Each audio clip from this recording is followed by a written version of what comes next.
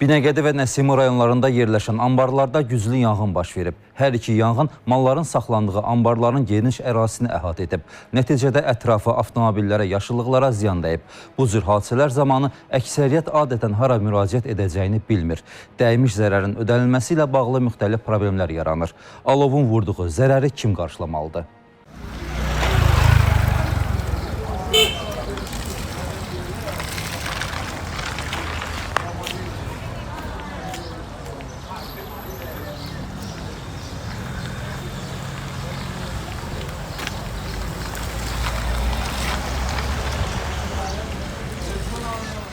Evdən baxdım ki, yanır, obyekt yanır.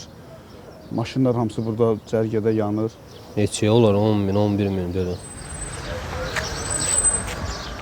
Hadisə vaxtı ümumilikdə 5 avtomobil yanıb. Onlardan 4-ü tamamilə, biri isə qismən zərər görüb. Amma ətrafda təkcə külə dönən nəqliyyat vasitələri deyil, həmçinin kökü üstündə 5 iri gövdəli ağac da yanaraq tamamilə məhv olub.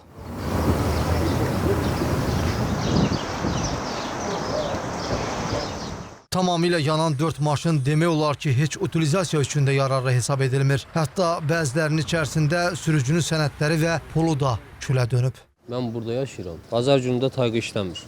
Ona görə də maşınları saxlayıb burada gedirik evimizə. İçində sənədlərim var idi, pulum var idi, o hamısı yandı getdi. Təxminin pulun da desək, içərisindəki pul da desək, maşının dəyəri ilə bir yerdə nə qədər zərər? 12-13 min. Əbülfəz Əliyevin Toyota Priusu kimi tamamilə yanan digər maşınların da ortalama bazar qiyməti 6-14 min arası dəyişir. Qismən zərər görən digər avtomobil sahibi isə cəld tərpəndiyindən maşınını alovun içərisindən çıxara bilib.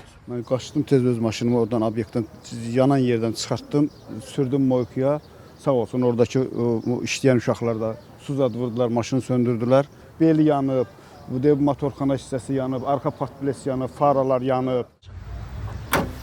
Zərər çəkənlər əlavə edirlər ki, məlumatsız olduqları üçün hadisədən dərhal sonra mülki məsuliyyətin icbari sığortası ilə bağlı müqavilə bağladıkları şirkətlə əlaqə saxlayıblar. Amma təbii ki, heç nə əldə edə bilməyiblər. İndi isə gözləyirlər. Bəli, gözləyirik. İndi yəqin ki, nəsə onlar deyərlər bizədən. Əslində bənzər hadisələrdə dəyən zərərin ödənilməsi ilə bağlı əksəriyyət hara və necə müraciət etməli olduqlarını bilmir. Nəticədə də bir sıra problemlər ortaya çıxır. Maraqlıdır, bəs qanun belə məqamda nə deyir? Mütəxəssisin sözlərinə görə belə zərəri yalnız kasko sığorta və obyekt sahibinin mülki məsuliyyət sığortası qarşılaya bilər. Yox, əgər bunlardan heç biri yoxdursa, təqsirkar məsuliyyət daşıyır. Amma müəyyən edilsə. Bu obyektdə baş verən yanğın hadisəsində təqsirli olan şəxs müəyyən edilsə, avtomobil sahibləri həmin təqsirli şəxsdən özlərinə dəyən ziyanı tələb edə bilərlər.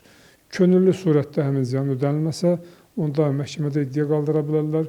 Yaxşı olar ki, özdə 5-6 nəfərdirlərsə, toplu şəkildə məsələn bir peşəkar vəkilə müraciət edirlər, o onlara hüquqi yardım göstərir. Məsələ ilə bağlı hadisə baş verən tikilidən cavabdeh olan şəxslərə yaxınlaşdıq. Müsahibə vermək istəməsələr də bildirdilər ki, hələ nəsə demək tezdir.